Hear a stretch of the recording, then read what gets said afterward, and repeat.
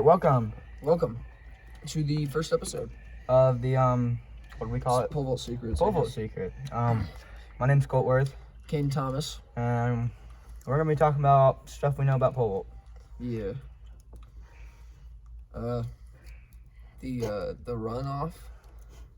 Originally, we're gonna break the pole vault into like 5 different episodes. So like the first one is gonna And take run up and take off, My bad. and then take off into inversion, and then we got the inversion into the turn, And then and then turn into pike. And in the 5th episode, we'll be like telling you guys some drills that we know that like really helped us like get better. peak our perform ability. So I Stuff. get 8-6. Yeah, so really that's all we're gonna talk about. So like I said, my name's Coltworth, and I'm a freshman in high school at Quinter, Kansas. I've been pole vaulting since probably 6th grade. I wasn't very good as a 6th grader, but I just kept working, and as a 7th grader, I cleared 9.7 for a new league record. And then my 8th grade year, I jumped 11.2 for a new school record. And freshman year, I'm hoping to make it to state. And just got to keep working. I've been pole vaulting since 7th grade. I first hit. Actually, I don't think I cleared. I think you got 5.6. Yeah, I never cleared starting height, which is 6 foot. I was pretty bad, but 8th grade, I hit 8.6. So I went up 3 feet. I actually 8.8 Yeah. because they had the bar 2 inches up higher Yeah. than they needed it to be. Almost hit 9. So 8th grade year, he took 3rd at league, and I took 1st. We wanted to go 1st and 2nd, but the kid that got 2nd had a really good day, and I think he Started off PR'd. bad. I think he PR'd too. Yeah. So it would have been really hard for Caden to beat him, but he probably could have. So Just put Yeah. more work into it. So in the runoff and takeoff, we're just gonna tell you like all the stuff we know and all the stuff our coach tells us. And I've been to a couple Washburn camps with Rick Attic, and he's like really good at teaching the pole vault and explaining it. So I'll like tell you guys some of that stuff that he taught me. Don't you actually have to like write down notes? Yeah, he like makes you take notes at those camps and all that. Caden unfortunately couldn't come to the camp. I couldn't. His baseball team had the minimum number of players, so he couldn't leave. So basically in the run up is where you get your pole and you get on the runway, and it seems really simple. You just run towards the pit and jump. But in all honesty, it's really probably the most important part of the whole vault. And you need to run as fast as you can. As well. So like you start off, so you want to like have a very, very consistent run, because if you don't, then it's not going to work. Because if you like full sprint your test run and then you get a pole and you jog, you're going to be like way behind, and it's not even going to be funny. Or if you jog your test run and you sprint with a pole, you're going to be way, way under, and it's going to rip you off the ground and hurt your back. And so you have to be really, really consistent with your run. And that's why Rick Attic teaches you how to run. First thing you do when you get there, he teaches you how to run very consistent. And yeah. Well, on the takeoff, you have to you have to have a good plant. So your arm has to be straight. Both of them, right? Both. Yeah, but like You want to have a good your distance between so the if you're two. right-handed, your right arm is gonna be up, and you want that as high as you possibly can, because that just adds more height to your bolt. And you want your bottom arm, I wouldn't say straight, I'd say about right here, 90. a little more than 90. Well, No, less than 90. So probably like 85. whatever 80, this is. 75. Whatever this is where you want it. That's more. For people watching this is where you want it. Yeah.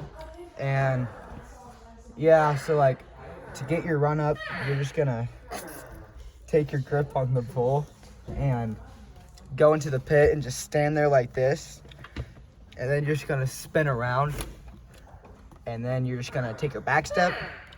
And we like to start people off with like, what would we start you off, a 2-step or a 1-step? Probably a two-step. Two-step. Or let's just see where you're And you at. just take 2 lefts. You just two-step. Or let's just see where you're And you at. just take 2 lefts. You just.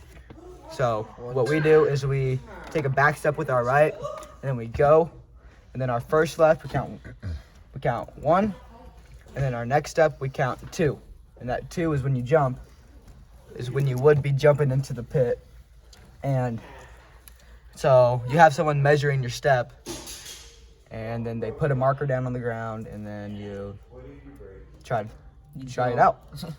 Yeah.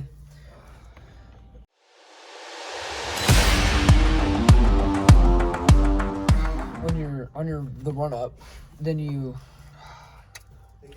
Obviously, like I said before, you have to run as fast as you can, and you have to. We call it stick in the box. So you're taking your pole and hitting it as hard as you can inside of the box, and you need to lift up.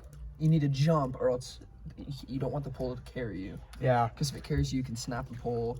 You can, hurt yourself. You just won't get upright, and you don't want that to become a habit either.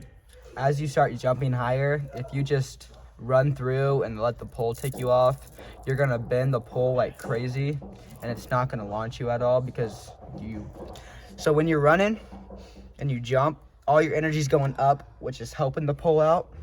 But when you run through, your energy keeps going towards the way you were running, which creates the pole to bend really hard and not enough energy to launch you back up. Exactly. So and then it just snaps. Yeah.